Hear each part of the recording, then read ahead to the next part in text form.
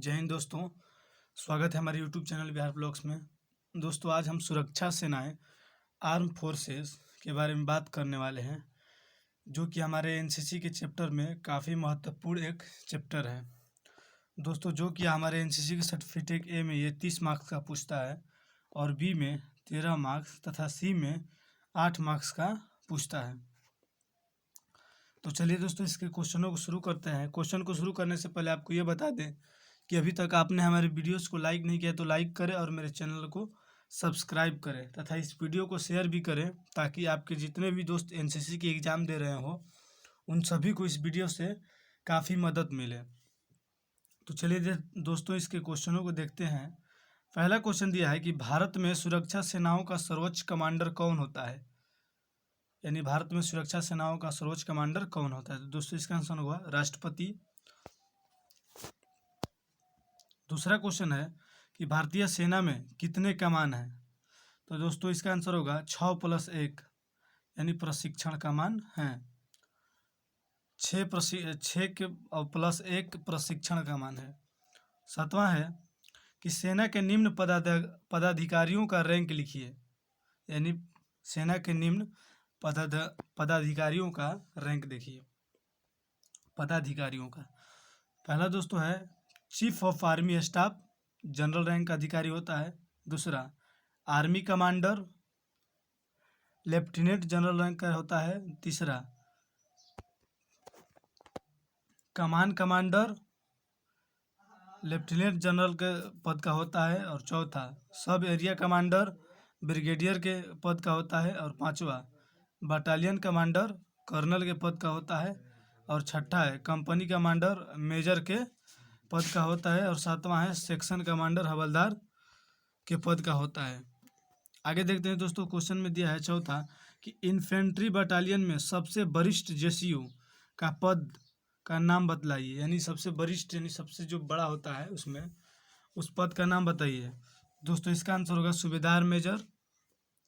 पांचवा क्वेश्चन है कि आर्मी का मेजर जनरल नौसेना के किस अधिकारी के समतुल्य पद का होता है। आर्मी का मेजर जनरल नौसेना के किस अधिकारी के समतुल्य पद का होता है। तो दोस्तों इसका आंसर होगा रियर एडमिरल अधिकारी के समतुल्य होता है। छठा क्वेश्चन है कि सेना में दिए जाने वाले 3 वीरता के पदकों के नाम लिखें। दोस्तों ये काफ़ी इंपॉर्टेंट क्वेश्चन है। तो इसमें देखिए दोस्तों, इसमें पहला जो है परमवीर चक्र है, दूसरा है महावीर चक्र, तीसरा वीर चक्र। ये 3 जो चक्र हैं ये सेना के पदक हैं। सातवां क्वेश्चन है कि सिग्नल कोर का मौलिक कार्य क्या है। तो दोस्तों इसका आंसर होगा कि सेना के अंदर संचार की व्यवस्था करना सिग्नल कोर का मौलिक कार्य है। आगे देखते हैं दोस्तों, आठवां क्वेश्चन दिया है कि सिग्नल संचार की व्यवस्था किस तरह अनुशासित होती है। तो दोस्तों इसका आंसर होगा सिग्नल संचार प्रणाली मुख्यतः चेन ऑफ कमांड के अतिरिक्त 1 अप 1 डाउन के आधार पर चलती है। नौवां क्वेश्चन देखते हैं दोस्तों। नौवां क्वेश्चन है कि युद्ध इंजीनियरिंग कोर की क्या भूमिका है। तो दोस्तों इसका आंसर होगा युद्ध के अंदर या बाहर हर प्रकार के यांत्रिक कार्य इंजीनियर कोर के कार्यपालक इकाइयों के द्वारा संपादित होते हैं। यानी युद्ध इंजीनियरिंग कोर का मतलब ये होता है कि युद्ध के अंदर जितने भी यांत्रिक कार्य होते हैं, जैसे मान लीजिए वायरलेस से बात करना है, कई प्रकार के ऐसे बात, ये जो काम होते हैं ये सारे काम युद्ध इंजीनियरिंग में आते हैं। आगे देखते हैं दोस्तों, 10वां क्वेश्चन दिया है कि युद्ध में तोपखाने यानी आर्टिलरी की क्या भूमिका है। तो दोस्तों इसका आंसर होगा युद्ध क्षेत्र में ऐसी मारक श्रेष्ठता हासिल करना है जिसे दुश्मन न तो हमारे अभियान में दखल अंदाजी कर सके और न ही अपना अभियान प्रभावशाली ढंग से आगे बढ़ा सके। यानी युद्ध क्षेत्र में ऐसी मारक श्रेष्ठता हासिल करना है जिसे दुश्मन न तो हमारे अभियान में दखल अंदाजी कर सके और न ही अपना अभियान प्रभावशाली ढंग से आगे बढ़ा सके। यानी तोपखाने आर्टिलरी का यही काम है। अगला क्वेश्चन है कि बख्तरबंद सेना यानी आर्मर की लड़ाई के मैदान में क्या भूमिका है। तो दोस्तों इसका उत्तर होगा बख्तरबंद सेना की भूमिका आक्रमण और बचाव दोनों प्रकार की कार्रवाई में चलते हुए लगातार दुश्मन को बर्बाद करना है। यानी बख्तरबंद सेना एक ऐसी भूमिका आक्रमण है, जो मारती भी है और बचाती भी है, दोनों कार्रवाई को करते हुए लगातार दुश्मनों को बर्बाद करती जाती है। ये एक प्रकार की बख्तरबंद सेना की लड़ाई मानी जाती है। 12वां क्वेश्चन दिया है दोस्तों कि थल सेना में युद्ध क्षेत्र की भूमिका है, यानी थल सेना में युद्ध क्षेत्र की भूमिका है। तो दोस्तों इसका आंसर होगा कि नज़दीकी लड़ाई में दुश्मन को मार गिराने तथा दुश्मन के इलाके पर कब्जा करने में थल सेना का प्रमुख भूमिका है। अगला क्वेश्चन है कि आर्मी मेडिकल कोर का मुख्य कार्य क्या है। तो दोस्तों इसका आंसर होगा कि सेना में घायल, बीमार तथा रोगों को रोकथाम के लिए आर्मी मेडिकल कोर की स्थापना की गई है। 14वां क्वेश्चन है कि आर्मी मध्य कमान का हेडक्वार्टर कहाँ है। तो दोस्तों इसका आंसर होगा लखनऊ में है। 15वां, नेवी का लेफ्टिनेंट सेना के किस अधिकारी के समतुल्य होता है, यानी नेवी का लेफ्टिनेंट सेना के किस अधिकारी के बराबर होता है। तो दोस्तों इसका उत्तर होगा कैप्टन के बराबर होता है। 16वां क्वेश्चन है कि सेना का कर्नल वायुसेना के किस अधिकारियों के समतुल्य होता है, यानी सेना का कर्नल वायुसेना के किस अधिकारी के समतुल्य यानी बराबर होता है। तो दोस्तों इसका उत्तर होगा ग्रुप कैप्टन। अगला क्वेश्चन देखते हैं कि सुरक्षा सेना का मुख्य उद्देश्य क्या है। तो दोस्तों इसका उत्तर होगा बाहरी आक्रमण से देश की रक्षा करना सुरक्षा सेना का मुख्य कार्य है। आगे देखते हैं दोस्तों 19वां क्वेश्चन दिया है कि रक्षा अनुसंधान विकास परिषद का अध्यक्ष कौन होता है। तो दोस्तों इसका आंसर होगा रक्षा मंत्री।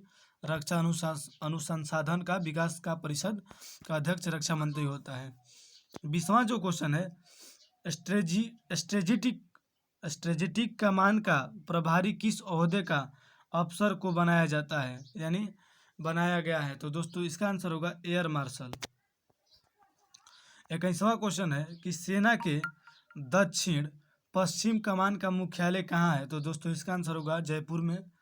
22वां, शांति काल में सेना क्या करती है, यानी शांति काल में सेना की क्या करती है। तो पहला, युद्ध के लिए प्रशिक्षण देना। दूसरा, शांति स्थापना में सरकार की मदद करना। तीसरा, नागरिक को प्रशिक्षण देना।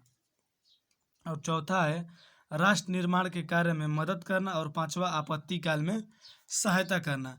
ये जो 5 काम है ये शांति काल में सेना करती है, इसको आप नोट कर ले। युद्ध के लिए प्रशिक्षण, दूसरा शांति स्थापना में सरकार की मदद, तीसरा नागरिकों को प्रशिक्षण तथा चौथा राष्ट्र निर्माण में कार्य और आपत्ति काल में सहायता। आगे देखते हैं दोस्तों, भारतीय सेना को 7 कमांड में विभाजित किया गया है और ASC, AMC, EMC, AEC आदि खाली स्थान हैं। तो दोस्तों ये सहायक सेनाएं हैं, सपोर्टिंग आर्म्स सेना की हैं। अगला क्वेश्चन है कि भारतीय सैन्य अकादमी खाली स्थान में स्थित है। तो दोस्तों इसका आंसर होगा देहरादून में स्थित है। अगला क्वेश्चन देखते हैं कि भारतीय सेना का सर्वोच्च पद खाली स्थान है। जनरल का जो पद होता है सर्वोच्च पद भारतीय सेना का माना जाता है। अगला क्वेश्चन देखते हैं कि सेना मुख्यालय यानी खाली स्थान में स्थित है। तो दोस्तों सेना मुख्यालय दिल्ली में स्थित है। अगला क्वेश्चन है कि NDA खाली स्थान में स्थित है। तो दोस्तों इसका आंसर होगा खड़गवासला, जो कि पुणे में है। NDA खड़गवासला में स्थित है। अगला क्वेश्चन है कि भारतीय सेना द्वारा आज़ादी के बाद लड़े गए युद्ध कौन कौन से हैं, यानी भारत जब आज़ाद हुआ उसके बाद जो युद्ध हुए थे उन युद्धों का वर्णन करना है। तो इसका उत्तर होगा दोस्तों कि पहला जो है 1947 से 48 के बीच में कश्मीर विवाद हुआ था। दूसरा है कि 1962 में भारत चीन का युद्ध हुआ था, जो कि हिमालय सीमा के विवाद में हुआ था। तीसरा है कि 1965 में भारत और पाकिस्तान के बीच युद्ध हुआ था, जो कि कश्मीर के लिए विवाद हुआ था। और आगे देखते हैं चौथा क्वेश्चन जो है 1971 में भारत पाकिस्तान के बीच फिर युद्ध हुआ था, जो कि बांग्लादेश विभाजन के लिए युद्ध हुआ था। इसमें मुख्य भूमिका जवाहरलाल नेहरू की पुत्री इंदिरा गांधी का होता है। अगला क्वेश्चन है 5वां कि 1999 में कारगिल युद्ध सीमा विवाद के चलते हुआ था।